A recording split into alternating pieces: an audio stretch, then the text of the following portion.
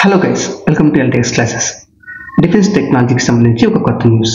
రీసెంట్గా eastern navy head quarters అయిన విశాఖపట్నంలో ఒక కొత్త షిప్ని కమిషన్ చేయడం జరిగింది. దాని పేరే ఐఎన్ఎస్ ఆర్నాలా. జనరల్గా ఎప్పుడు కొత్త షిప్పులు లాంచ్ అవుతుంటే అవి న్యూస్లోకి వస్తూనే ఉంటాయి. బట్ ఇది మిగతా వాటికంటే కొంచెం స్పెషల్గా దీన్ని చెప్తున్నారు. ఓకే, అసలు ఏంటి దీనికి ఉన్న స్పెషల్, ఏంటి దీనికి ఉన్న యూనిక్నెస్, ఇది మనం ఇవాళ క్లాస్లో తెలుసుకుందాం. అయితే అంతకంటే ముందు చిన్న అనౌన్స్మెంట్. ఎల్టీఎక్స్ క్లాసెస్ మీకోసం యూపీఎస్సీ ఇన్ఫినిటీ కోర్స్ని లైఫ్ టైం వ్యాలిడిటీతో కేవలం 60,000 రూపీస్కి అందిస్తుంది.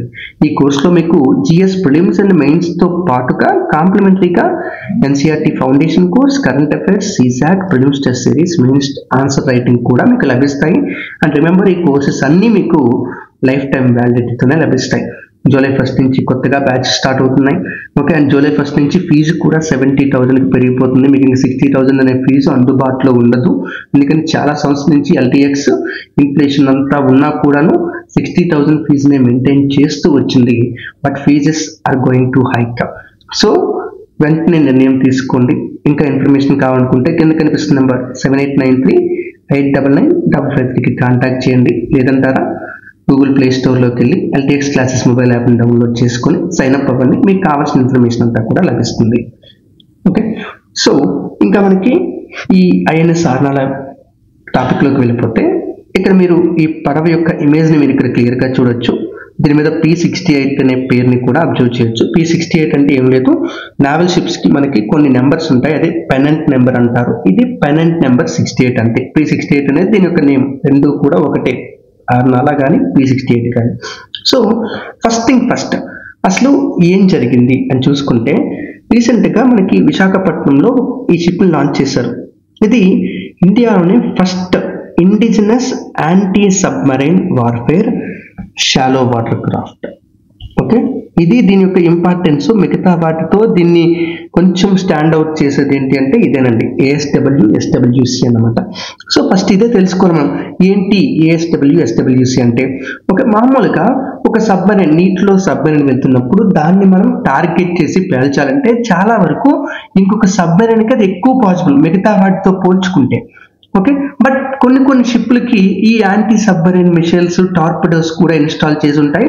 సో ఇవి కూడా కొంతవరకు వాటిని టార్గెట్ చేసి వాటిని కాల్చడానికి అవకాశం ఉంటుంది.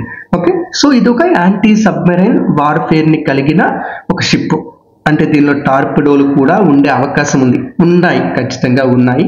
Okay, second one shallow water craft. ఇది చాలా చాలా ఇంపార్టెంట్. దీని యొక్క ఇంపార్టెన్స్కి సంబంధించి ఏంటి ఈ షాలో వాటర్ క్రాఫ్ట్ అని మీకు డౌట్ రావచ్చు. మీకు చిన్న పాయింట్ చెప్తాను, అబ్జర్వ్ చేయండి. ఇప్పుడు ఒక కోస్టల్ రీజన్ ఉంది. కోస్టల్ రీజన్లో ఒక పడవ వెళ్తూ ఉంది. ఓకే, వెళ్తూ ఉంటే ఒక పడవ మనకి ఖచ్చితంగా ల్యాండ్ మీదకి ఎంత కనిపిస్తుందో సముద్రంలో కూడా అంత లోతు కానీ అంతకంటే ఎక్కువ కానీ ఉండే అవకాశం ఉంది 100%. సో ఇలా ఒక పడవ సముద్రంలో వెళ్తున్నప్పుడు పడవ కింద భాగం ఎంత భాగం అయితే మనకి ఎంత లోతుకైతే నీటి లోపలికి ఉంటుందో దీన్నే మనం డ్రాట్ అని చెప్పి పిలుస్తాం. అంటే ఇది వాటర్ లైన్కి కింద మనకి హల్ అంటే మనకి పడవలో కనిపించే మెయిన్ భాగమే మనకి హల్ అనమాట. దీని యొక్క కింద బాటమ్ లైన్కి ఎంత దూరం ఉంటుందో దాన్ని మనం డ్రాట్ అని పిలుస్తాం అనమాట. సో ఈ డ్రాట్ మనకి దగ్గర ఒక 6 మీటర్స్ నుంచి 10 మీటర్స్ అంతకంటే ఎక్కువ కూడా ఉండే ఛాన్స్ ఉంది. అయితే మీరు ఆలోచించండి, మనకి కోస్టల్ రీజియన్లో వాటర్స్ ఎంత లోతుగా ఉంటాయా? షాలోగా ఉంటాయి. ఆ కోస్టల్ రీజియన్ మనం లిటోరల్ జోన్ అని చెప్పి పిలుస్తాం. అక్కడ వాటర్ షాలోగా చాలా తక్కువ లోతుతో ఉంటుంది. 2 మీటర్లు, 3 మీటర్లు, 4 మీటర్లు, 5 మీటర్లు ఇలాగే ఉంటుంది. సో అందువల్ల ఏమవుతుందంటే ఈ షిప్స్ ఈ జోన్లోనికి ఎంటర్ అవ్వలేవు. అది అసలు ఇంపాసిబుల్, ఎప్పటికీ జరగని పని అనమాట. మరి ఈ ప్రాంతంలో సర్వేలెన్స్ చేయాలంటే ఎలాగా? సో అలాంటప్పుడే మనకు అవసరమయ్యేవి షాలో వాటర్ క్రాఫ్ట్స్. ఓకే, ఈ షాలో వాటర్ క్రాఫ్ట్స్ ఏంటంటే చాలా తక్కువ డ్రాఫ్ట్ని కలిగి ఉంటాయి. అంటే షిప్ పెద్దదైనా చిన్నదైనా ఏదైనా సరే నీటి లోపలికి, నీటి కిందకి చాలా తక్కువ భాగం మాత్రమే ఉంటుంది. సో దీనివల్ల ఏమవుతుందంటే ఇవి ఈజీగా ఈ షాలో వాటర్లో వెళ్తూ అక్కడ సర్వేలెన్స్ చేయగలవు. అలాంటి వాటిని మనం షాలో వాటర్ క్రాఫ్ట్స్ అని చెప్పి పిలుస్తాం. ఇది కూడా ఈ ఐఎన్ఎస్ ఆర్నాలా కూడా ఒక షాలో వాటర్ క్రాఫ్ట్. ఎందుకంటే దీని యొక్క డ్రాట్ కేవలం 2.7 మీటర్స్. అంటే ఎక్కడైనా వాటర్ డెప్త్ 2.7 మీటర్స్ కంటే ఎక్కువ ఉంది అంటే ఖచ్చితంగా ఆ ప్రాంతంలో ఈ ఆర్నాలా అనే షిప్ మెన్యూవరింగ్ చేసుకుంటూ ముందుకు వెళ్ళగలదు.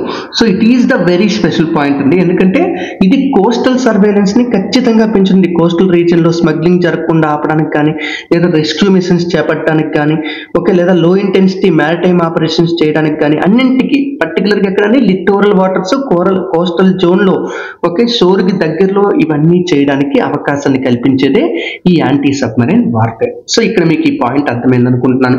అసలు ఏంటి ఈ యాంటీ సబ్మెరైన్ వార్ఫేర్స్ ఏంటి, ఎక్కడి నుంచి వచ్చాయని మీకు డౌట్ రావచ్చు.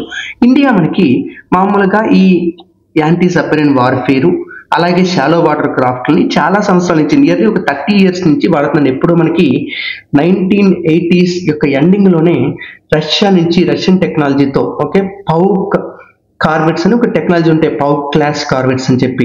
సో వాటిని కస్టమైజ్ చేసి ఇండియాలో వాడుతుందన్నమాట. దాన్ని మనం ఏమంటామంటే అభయ్ క్లాస్ అని చెప్పి పిలుస్తాం. అంటే ఇక్కడ నేను చెప్పాలనుకున్న ఇంకొక పాయింట్ ఏంటంటే, చాలా మంది ఏమంటారంటే ఇది ఇండియాలోనే first anti submarine warfare, first shallow water craft అని చెప్పి పిలుస్తున్నారు అనమాట. చాలా దగ్గర తప్పుగా అర్థం చేసుకుంటున్నారు. ఈవెన్ యూపీఎస్సీలో కూడా ఇలాంటి స్టేట్మెంట్ ఇస్తే ఖచ్చితంగా తప్పు పెడతారు. అంటే ఏంటి, ఇది కరెక్ట్, ఇది ఇండియాలో first anti submarine warfare shallow water craft అనే పెడతారు. బట్ యాక్చువల్గా జరిగింది ఏంటంటే, ఇండియాలో ఇంతకు ముందే anti submarine warfare shallow water క్రాఫ్ట్లు ఉన్నాయి. అదే అభయ్ క్లాస్ అండి. అభయ్ క్లాస్ ఇవి సోవియట్కి సంబంధించిన పౌక్ క్లాస్ కార్వెట్స్ని కొంచెం కస్టమైజ్ చేసి ఇండియా వాడుకుంటుందన్నమాట. ఇది కోస్టల్ ప్యాట్రోలింగ్ కోసం, యాంటీ సబ్మెరైన్ వార్ఫేర్ కోసం ఉపయోగించేది ఇండియా. ఇందులో అభయ్, అజయ్, అక్షయ్, అగ్రై అని చెప్పి 4 షిప్లు ఉన్నాయండి. అందులో ఒక అభయ్ మాత్రమే ప్రెజెంట్ వర్కింగ్లో ఉందన్నమాట. సో ఇప్పుడు ఫస్ట్ పాయింట్ మీకు క్లియర్ అయింది. మరి ఇప్పుడు ఇక్కడ ఫస్ట్ అనే పదం ఎందుకు వాడారు సార్ అంటే, మీరు ఇప్పుడు అభయ్ క్లాస్ అనేది ఎక్కడో రష్యన్ టెక్నాలజీతో పనిచేస్తుంది, ఇండియన్ షిప్ కాదు అది. బట్ ఇక్కడ ఆర్నాలాకి వచ్చేటప్పటికి ఏంటి, ఇట్ ఈస్ కంప్లీట్లీ ఇండిజినస్, ఇండియాలో ఇండియన్ టెక్నాలజీతో కంప్లీట్గా ఇండియన్ పార్ట్స్తోనే more than 80% of the components ఇండియాలో తయారైనవినండి. కంప్లీట్ డిజైన్, కంప్లీట్ నాలెడ్జ్ అంతా కూడా ఇండియాదే. సో అది ఇండిజినస్ విషయంలో ఫస్ట్, అంతేగాని ఇది ఇండియాలోనే first anti submarine warfare shallow water craft అయితే కాదు. సో అర్థమైంది కదా, అభయ్ క్లాస్ ఉండేది. అయితే అభయ్ క్లాస్ కొంచెం ఏజింగ్ అయిపోతుంది, అంటే దానికి టైం పీరియడ్ ఆల్రెడీ అయిపోతుంది. అందుకోసం అని చెప్పి దాన్ని రీప్లేస్ చేయడానికే మనకి 2014 ఆ టైం నుంచే ప్లానింగ్ మొదలైంది. 2019 ఆ టైంలో ఈ మొత్తం బిడ్డింగ్ అంతా జరిగి ఈ ప్రాసెస్ కొత్తగా యాంటీ సబ్మెరైన్ వార్ఫేర్ కలిగి ఉన్న షాలో వాటర్ క్రాఫ్ట్స్ యొక్క తయారీ 2019 ఆ టైం నుంచి స్టార్ట్ అయింది. అందుకే ఈ మొత్తం ఈ సిరీస్కి కూడా, అంటే ఇందులో ఇది ఒకటే కాదు షిప్, ఇందులో చాలా ఉన్నాయి షిప్లు, 16 షిప్లు ఉన్నాయి. ఈ 16ంటికి కలిపి ఒకే సిరీస్ కింద పేరు పెట్టారు, అదే ASW SWC. అంటే ఇది ఒక సిరీస్, ఈ సిరీస్ పేరే ASW SWC సిరీస్ అన్నమాట. ఇందులో భాగంగా ఇండియన్ గవర్నమెంట్ 16 షిప్పులు తయారు చేయడానికి, 16 వార్ షిప్పులు తయారు చేయడానికి కాంట్రాక్ట్ ఇచ్చింది. ఈ 16 వార్ షిప్పులు తయారు చేసే కాంట్రాక్ట్ లో 8 షిప్స్ ని తయారు చేసే కాంట్రాక్ట్ ని GRSCకి ఇచ్చింది. అంటే garden reach ship builders and engineering, కోల్కతాకి సంబంధించిన కంపెనీ. ఇది గవర్నమెంట్ ఒక పబ్లిక్ సెక్టార్ అండర్టేకింగ్ ఇది. సో ఈ కంపెనీ LNTతో పబ్లిక్ ప్రైవేట్ పార్ట్నర్షిప్ లో 8 వార్షిప్స్ ని తయారు చేస్తుంది. ఈ 8 వార్షిప్స్ ని ఆర్నాలా సబ్ క్లాస్ అని చెప్పి పిలుస్తారు. అయితే ఇక్కడ చాలా మందికి తెలియదు, అందరూ ఏమనుకుంటారంటే ఈ 16 షిప్లని కూడా ఆర్నాలా క్లాస్ గానే పిలుస్తారు అనుకుంటారు. బట్ ఆర్నాలా అనేది ఒక సబ్ క్లాస్ మాత్రమే. ఇంకొక 8 వార్షిప్స్ ని కొచ్చిన్ షిప్ యార్డ్ లిమిటెడ్ చిన్న చిన్న కంపెనీలతో కలిపి, అది కూడా పబ్లిక్ ప్రైవేట్ పార్ట్నర్షిప్ లో చేస్తుంది. వాటిని మనం మాహే సబ్ క్లాస్ అని చెప్పి పిలుస్తాం. సో మొత్తం ఈ 16 షిప్లు కూడా 2026కి రావాలి అని టార్గెట్. ఆ 16ంట్లో నేవీలోకి ఫస్ట్ కమిషన్ అయిన షిప్పే ఈ INS ఆర్నాలా. అంటే ఇది ఏ సబ్ క్లాస్ కి, ఆర్నాలా సబ్ క్లాస్ కి సంబంధించింది. అంటే ఎవరు తయారు చేశారు దీన్ని, garden reach ship builders and engineering. ఎవరి సహకారం, అంటే ఎవరి పార్ట్నర్షిప్ తో, LNT పార్ట్నర్షిప్ తో తయారు చేశారు. LNTకి సంబంధించి మనకి ఈ చెన్నైకి దగ్గరలో, చెన్నైకి పైన పులికాట్ లేక్ కింద వైపు మనకి కట్టుపల్లి అని చెప్పి ప్రాంతంలో LNTకి షిప్ యార్డ్ ఉందన్నమాట. సో ఆ కట్టుపల్లి షిప్ యార్డ్ నుంచి ఇది బయటకు వచ్చింది. కరెక్ట్గా చెప్పండి, అక్కడే తయారైంది. అక్కడి నుంచి బయటకు వచ్చి మన విశాఖపట్నంలో దీన్ని కమిషన్ చేయడం జరిగింది. Okay, second one. అయితే ఇప్పుడు దీన్ని సార్ కొంతమందికి డౌట్ ఉంటుంది, సార్ దీన్ని నేవల్ షిప్స్లో మేము రకరకాల పేర్లు వింటాము, కార్బెట్, ఫ్రిగేట్ ఇవన్నీ పేర్లు వింటాము, ఇందులో దీన్ని మేము ఏ కేటగిరీలోకి పెట్టచ్చు అని మీకు డౌట్ వస్తుంది. ఓకే, మీకు డౌట్ వస్తే దానికి తప్పులేదు, నేను చెప్తాను, మీరే చెప్పండి ఓకే ఏ కేటగిరీలోకి పెట్టచ్చు. మనకి నావీలో మనకి దీన్ని కార్బెట్ అనే కేటగిరీలో పెట్టచ్చు, అంటే కంప్లీట్గా కార్బెట్ కాకపోయినా కార్బెట్ అనే కేటగిరీలోకే పెట్టొచ్చండి. ఓకే, మనకి నావీలో మామూలుగా అదే వార్షిప్స్లో చాలా కేటగిరీస్ ఉంటాయి. హైరార్కీ ప్రకారం చూసుకుంటే ఫస్ట్ లోవర్ హైరార్కీలో మనకి పెట్రోల్ బోట్స్ ఉంటాయి, కోస్టల్ పెట్రోలింగ్కి వీటి దగ్గర పెద్ద వెపన్స్ కానీ ఏముండవు, చాలా చిన్నగా ఉంటుంది. ఆర్మ్డ్ కూడా అంటే ఆర్మ్స్ కూడా చాలా తక్కువగా ఉంటాయి. ఇది కేవలం పెట్రోలింగ్కి మాత్రమే పనికొస్తుంది. ఓకే, ఈ పెట్రోల్ బోట్స్ కి పైన మనకి కార్బెట్స్ ఉంటాయి. ఓకే, కార్బెట్ అంటే కొంచెం ఇది ఒక స్మాల్ వార్షిప్ అనమాట. ఓకే, కరెక్ట్గా చెప్పాలనుకుంటే మొత్తం షిప్స్ అన్నింటిలో వార్షిప్స్గా కన్సిడర్ చేసే వాటిలో అన్నింటికంటే చిన్నదే ఇది కార్బెట్ అంటే smallest class of the vessel consider to be a proper worship అనమాట. ఓకే, అండ్ ఈ కొత్త కార్బెట్స్ మనకి కోస్టల్ పెట్రోలింగ్ తో పాటు missile boats, fast attack crafts ఈ పనులు కూడా చేస్తూ ఉన్నాయన్నమాట. సో కార్బెట్స్ మనకి చాలా ఇంపార్టెంట్. ఈ కార్బెట్స్ ఈ కేటగిరీకి వస్తాయి. ఇవి చిన్నగా ఉంటాయి, పెద్దగా మరీ సైజ్ అయితే చాలా ఎక్కువ ఉండవు. ఇండియాలో కార్బెట్స్ ఆల్రెడీ మనకి కమోర్తా క్లాస్ ఉన్నాయి, దుర్గు క్లాస్ ఉన్నాయి, అభయ్ క్లాస్ ఉంది, ఆర్నాలా క్లాస్ ఇప్పుడు రాబోతుంది. ఇవన్నీ కూడా కార్బెట్సే మనకి. అయితే కార్బెట్స్ కి పైన ఉండే కేటగిరీ ఫ్రిగేట్స్. ఫ్రిగేట్స్ అంటే మీకు తెలుసు కార్బెట్స్ కంటే కొంచెం పెద్ద షిప్లు అనమాట, కొంచెం అంటే ఇవి మీడియం రేంజ్ అనుకోవచ్చు. కార్బెట్స్ కి డిస్ట్రాయర్ కి మధ్యలో ఉంటాయి. ఓకే, ఇందులో ఎయిర్ పరంగా కానీ, సర్ఫేస్ పరంగా కానీ, సబ్ సర్ఫేస్ పరంగా కానీ అన్ని రకాలుగా కాంబాట్ చేయగలిగే క్యాపబిలిటీ వీటికి ఉంటుంది. అందుకే ఇవి మల్టీ రోల్ వార్షిప్స్, అది కూడా లాంగ్ రేంజ్, చాలా దూరం కూడా వెళ్ళగలవండి. ఒక ఇండియాలో ఉన్న ప్రెజెంట్ ఫ్రిగేట్స్ మనకి నీలగిరి క్లాస్ కి సంబంధించిన ఫ్రిగేట్స్ ఉన్నాయి, శివాలిక్ క్లాస్ కి సంబంధించిన ఫ్రిగేట్స్ ఉన్నాయి, తల్వార్ క్లాస్ కి సంబంధించిన ఫ్రిగేట్స్ ఉన్నాయి. ఓకే, ఈ ఫ్రిగేట్స్ ని దాటితే మోస్ట్ ఇంపార్టెంట్ షిప్స్ వస్తాయి, అవే డిస్ట్రాయర్స్. ఓకే, డిస్ట్రాయర్స్ అంటే ఇంకా పేరులోనే ఉంది, అవి డిస్ట్రాయ్ చేయగలవు. అంటే హెవీ ఆర్మ్డ్, చాలా ఎక్కువ వెపన్స్ ఉంటాయి, చాలా ఫాస్ట్ గా వెళ్ళగలుగుతాయి, లాంగ్ ఎండ్యూరెన్స్ ఉంటుంది, అంటే చాలా ఎక్కువ దూరం వరకు వెళ్ళగలవు. ఓకే, సో ఇందులో మనకి ప్రెసెంట్ ఇండియాలో Kolkata class, Visakhapatnam class, Delhi class, ఈ 3 క్లాస్లు డిస్ట్రాయర్లోకి వస్తాయి. డిస్ట్రాయర్స్ ని దాటితే క్రూజర్స్ వస్తాయి. ఇవి ఇంకా చాలా పెద్ద బ్యాటిల్ షిప్స్ అన్నమాట క్రూజర్స్ అనేవి. ఓకే, చాలా పవర్ఫుల్ గా ఉంటాయి, డిస్ట్రాయర్స్ కంటే కూడా చాలా పెద్దగా ఉంటాయి. వీటిని దాటితే మనకి ఎయిర్ క్రాఫ్ట్ క్యారియర్స్ వస్తాయి. ఎయిర్ క్రాఫ్ట్ క్యారియర్స్ అంటే సింపుల్ గా మనం ఒక మూవింగ్ బేస్ అనమాట, ఒక మూవింగ్ నావల్ బేస్ అని చెప్పి అనుకోవచ్చు. అందులో మల్టిపుల్ యుద్ధ విమానాలు ఉంటాయి, హెలికాప్టర్లు ఉంటాయి, వీటన్నింటితో ఇంకా యుద్ధాలు చేయడానికి అవకాశం ఉందన్నమాట. సో ఇప్పుడు మనకి ప్రెజెంట్ వెహికల్ కార్బెట్ అనే కేటగిరీకి కరెక్ట్ గా సూట్ అవుతుంది అనమాట. సో ఇది ఒక కార్బెట్ ఎస్డబ్ల్యూసి అనేది ఒక కార్బెట్ కేటగిరీకే మనం చెప్పొచ్చు. సో ఇంకా దీనికి సంబంధించిన మనం టెక్నికల్ క్వాలిఫికేషన్స్ ఇదంతా కూడా చూసుకుంటే ఫస్ట్ దాని యొక్క నేమ్ అండి, ఐఎన్ఎస్ ఆర్నాలా. ఓకే, ఐఎన్ఎస్ ఆర్నాలా అనే పేరు మనకి ఒక కోట పేరుని పెట్టారు. మహారాష్ట్రలో ఆర్నాలా అని చెప్పి ఒక కోట ఉంటుంది. ఓకే, ఒకప్పుడు నావీలో ఈ పేరుతో షిప్ ఉండేది. ఓకే, విశాఖపట్నంలోనే ఉండేది. అది ఆల్రెడీ డీకమిషనింగ్ అయిపోయింది కాబట్టి అదే పేరుని మళ్ళీ పెట్టారనమాట. అంటే మనకు తెలుసు కదా, పేర్లు ఎప్పుడు రెండోసారి కూడా వాడుతుంటారు. ఒకప్పుడు ఐఎన్ఎస్ విక్రాంత్ అని చెప్పి ఒక క్యారియర్ ఉండేది, ఎయిర్ క్రాఫ్ట్ క్యారియర్. అది రిటైర్ అయిపోయిన తర్వాత మళ్ళీ కొత్తగా తయారు చేసిన దానికి కూడా ఐఎన్ఎస్ విక్రాంత్ అని పేరు పెట్టారు.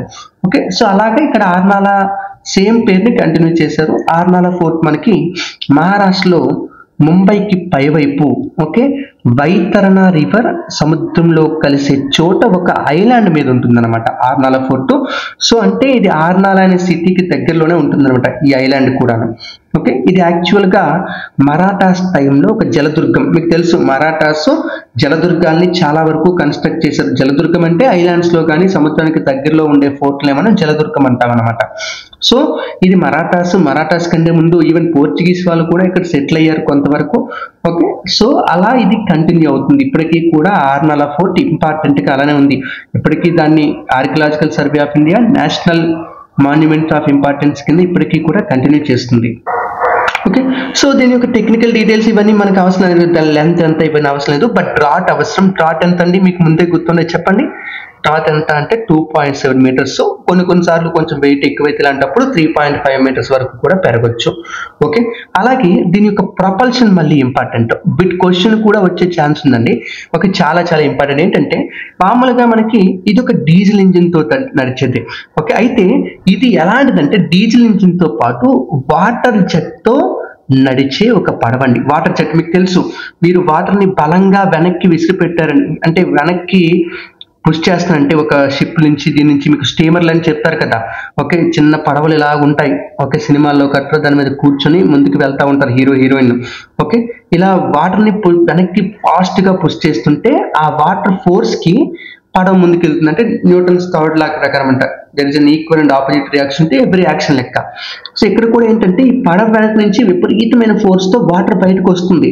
ఓకే, ఆ వాటర్ బయటకు వచ్చినప్పుడు ఆ దాని వల్ల క్రియేట్ అయిన థ్రస్ట్ పడవని ముందుకి మూవ్ చేస్తుంది. సో వాటర్ జెట్ ప్రపల్షన్ చాలా చాలా ఇంపార్టెంట్. రిమెంబర్ అండి, ఇండియాలో చాలా వాటర్ జెట్ ప్రపల్షన్ షిప్స్ ఉన్నాయి, అవన్నీ చిన్న చిన్నవి. ఓకే, ఇప్పుడు ప్రెసెంట్ మనకి ఇండియాలో చూసుకుంటే it is the largest Indian naval vessel with water jet propulsion. చాలా చాలా ఇంపార్టెంట్ పాయింట్. మేబీ యూపీఎస్సీలో అడిగే ఛాన్స్ ఉంది ఖచ్చితంగా. ఓకే, సో అలాగే దీని స్పీడ్ ఒక 25 నాటికల్ మైల్స్ వరకు వెళ్ళగలదు. 25 నాట్స్ అంటే పర్వాలేదు. ఓకే, అలాగే దీని రేంజ్ కూడా నియర్లీ 3000 కిలోమీటర్స్ కంటే ఎక్కువ దూరం వెళ్ళగలదు. అంటే ఎండ్యూరెన్స్ అంటారు దాన్ని, అంటే ఎంత కాలం పాటు ఉండగలదు.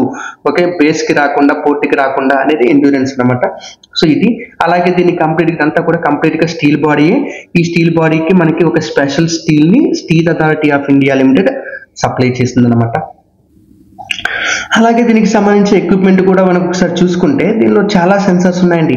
Like DRDO Bharat electronics limited వీళ్ళు తయారు చేసిన ఒక ఇంపార్టెంట్ సెన్సార్, అదే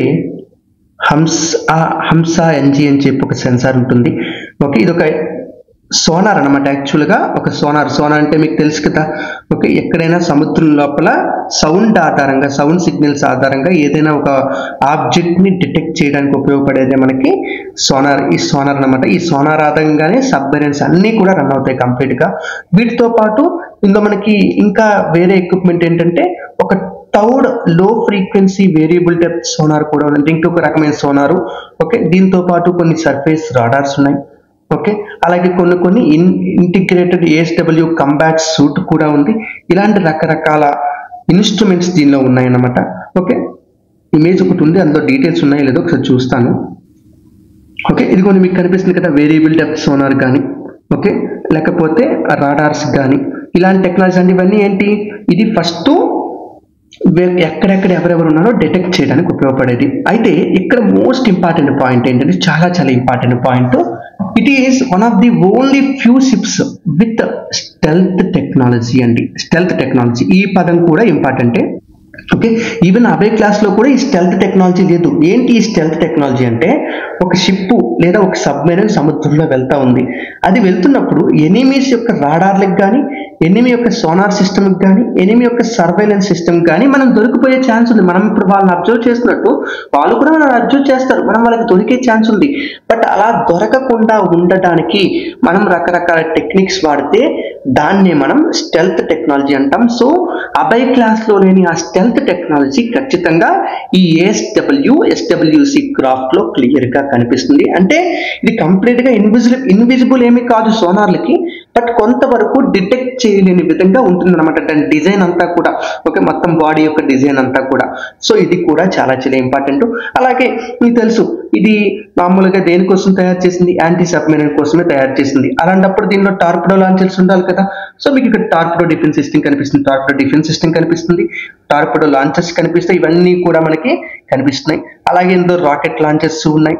ఓకే, యాంటీ సబ్మెరైన్ మైన్స్ ఉన్నాయి. మైన్స్ ఎందుకంటే తెలుసు కదా, మైన్స్ అంటే సేమ్ ల్యాండ్ మైన్స్ లాంటివి, సముద్రంలో మైన్స్ ఉంటాయి. దగ్గరలోకి ఏదైనా ఒక ఆబ్జెక్ట్ తగిలిందంటే ఆ మైన్ బ్లాస్ట్ అయిపోతుంది. ఓకే, అలాగే నావల్ సర్ఫేస్ గన్స్ ఉన్నాయి. ఇవన్నీ మనకు అవసరం లేదు. సో కొన్ని ఇంపార్టెంట్ అంతే. ఓకే, సో ఇది మనకి దీనికి సంబంధించిన విషయం అండి. సో ఈ విధంగా ఇండియా ఇండిజినస్ గా తయారు చేసిన first anti submarine warfare shallow water craft. అందులో ఆ సిరీస్ లో భాగంగా 16 షిప్లో భాగంగా మొదటి షిప్ ఐఎన్ఎస్ ఆర్నాల విశాఖపట్నంలో ఈస్టర్న్ నేవల్ కమాండ్ లోనికి ప్రవేశించింది. ఓకే, కమిషనింగ్ జరిగింది. మిగతా షిప్లు కూడా త్వరలోనే వస్తాయి. సో ఇది దీనికి సంబంధించిన విషయం. అయితే ఇక్కడ ఇంకొక ఇంపార్టెంట్ పాయింట్ ఏంటంటే దీన్ని మొత్తం ఈ ప్రాజెక్ట్ అంతటినీ కూడా గవర్నమెంట్ ఆఫ్ ఇండియా చాలా గొప్పగా చెప్పుకుంటుంది. ఓకే, దీన్ని మేక్ ఇన్ ఇండియా ఇనిషియేటివ్ లో భాగంగానే ఇండియన్ గవర్నమెంట్ చెప్తుందండి. ఓకే, ఇక్కడ గవర్నమెంట్ మాట్లాడుతున్నది ఏంటంటే the navy is becoming from buyers navy to builders navy. అంటే ఒకప్పుడు మనం కొనుక్కునే వాళ్ళం. ఓకే, ఈవెన్ మనం వాడిన ఎయిర్ క్రాఫ్ట్ క్యారియర్స్ కూడా మనం కాదు, ఎవరో వాడేసిన second hand aircraft carriers ని మనం వాడుకున్నాం. ఓకే, అలాంటిది ఇప్పుడు మనం మనకి సొంతంగా అన్నింటినీ ఎయిర్ క్రాఫ్ట్ క్యారియర్స్ ని కూడా మనమే తయారు చేసుకుంటున్నాము. సో బయర్స్ నేవీ నుంచి బిల్డర్స్ నేవీగా మారిందని చాలా గొప్పగా చెప్పుకుంటుంది. సో ఇది ఐఎన్ఎస్ ఆర్నాలా ఆ సిరీస్ ఏఎస్డబ్ల్యూసి సిరీస్ కి సంబంధించిన విషయం. సో మొత్తం కంప్లీట్ గా అర్థమైంది అనుకుంటున్నాను. ఓకే, సో ఫైనల్ గా మీకు అర్థమైందా లేదని మీరు టెస్ట్ చేసుకోవడానికి ఒక క్వశ్చన్, అదే ఐఎన్ఎస్ ఆర్నాలాకి సంబంధించి ఒక 4 స్టేట్మెంట్స్ ఇచ్చారు. అందులో ఏవి కరెక్ట్ అని అడుగుతున్నారు. First one, it is the first ever anti submarine warfare ship operated by the Indian navy. Indian navy operate చేస్తున్న first anti submarine warfare ship అంట. 2, INS Arnala is design to operate primarily in deep sea environments to detect nuclear submarines. Nuclear submarines ని detect చేయడానికి deep సీలో ఇది పనిచేస్తుందంట. 3వది, the ship has been constructed by Gardner ship builders and engineers under the Make in India initiative. 4, INS Arnala is part of a larger project to replace the aging Abai class corvettes. Okay, 4 ఏది correct అని చెప్పి మీకు అడుగుతున్నారు. తెలిస్తే comment చేయండి, తెలియకపోతే మీకు పిన్నెడ్ కామెంట్లో ఆన్సర్ ఉంటుంది, చూడండి. బట్ మీరు కామెంట్ చేస్తేనే మీకు ఒక సెషన్ ఎంతవరకు అర్థమైందో నాకు ఒక అనాలిసిస్ వస్తుంది. సో నేను ఇంకా దాన్ని బెటర్ చేయడానికి అవకాశం ఉంటుంది. Thank you, have a great day, bye bye.